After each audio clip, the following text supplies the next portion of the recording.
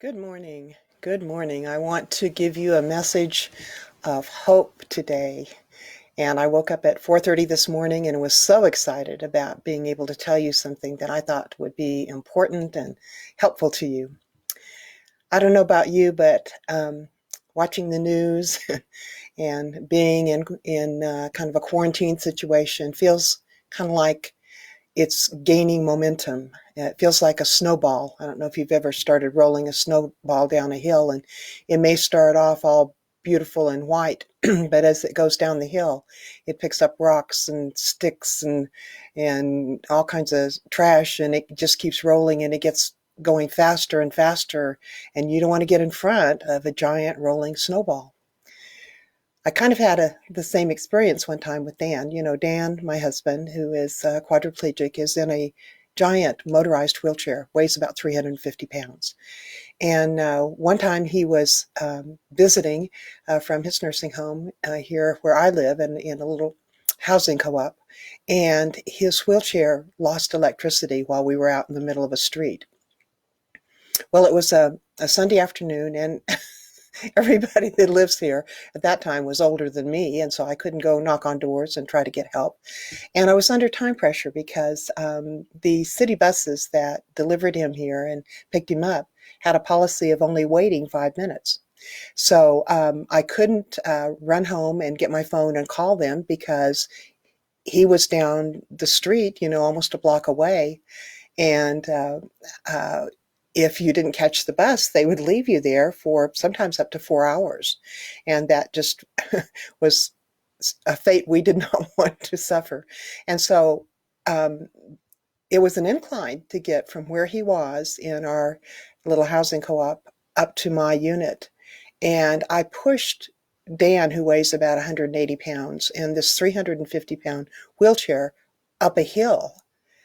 And when I got to the top of it, and I thought, how did I do that? That had to be some sort of supernatural strength. But I also thought, gee, wasn't that stupid? I mean, surely there had to be another way to do that. And so I understand that feeling of being, having a heavy burden and either having to push it or in the case of the circumstances we're having right now in our country, of staying far enough ahead of the rolling snowball that you don't get smashed by it. I began a series, an introduction to a series about the phases of faith, and I assured you that faith has three phases: the phase of the promise, the phase of the contradiction, and the phase of the resolution. And my next video session will be about the promises, and we're going to be studying the life of Abraham and how those three phases are so evident in his life, not just one time, but over and over again, cyclically and overlapping, just like they are in our lives. And we're going to also be focusing on Sarah and how the promises were fulfilled for her. And I know you may be thinking, okay, that's all right for Abraham and Sarah, but speaking for myself, I don't want the promises of Sarah to be fulfilled in my life. I mean, I'd like to be hot at age 70, but I would not like to be a first-time mother at age 90. So you're probably wondering, well, what are the promises that I can hold on to? And I've got a great one for you today. In Luke, it says, come unto me, Jesus says, you who are weary and heavy burdened, and I will give you rest. And weary, as circumstances continue, the passage of time makes a simple circumstance become heavier, and it becomes more burdensome. And you're finding that even if you're just only trapped in the house with your children, where you've never had that experience before, in difficult circumstances. Husbands are finding out how valuable the service of their wives is in doing housework now that they're having to help with it. But Jesus said, I'll give you rest. And most translations of the Bible phrase it just that way: I will give you rest. And it's as if it's a commodity, something that he has and he parcels it out to you, kind of like standing in line outside of Walmart during the COVID-19. You wait in line and you get given something, or you get the opportunity to go get something. And but the verb in Greek is an active verb. It doesn't say, I will give you rest as a commodity. He says, I will rest you. It's an active verb. That's what he wants to do for you. And he wants not only that, he says, take my yoke upon you and learn of me, because my yoke is easy and my burden's light. And so what he's saying is, I'll trade snowballs with you.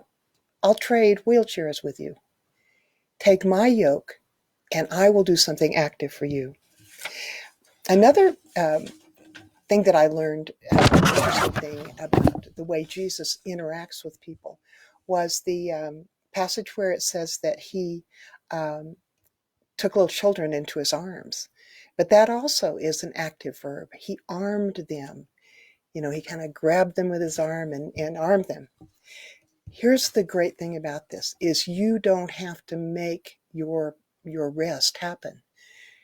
Exercise is good. Getting enough sleep is good. Going for a walk is good. Meditating and other things are good.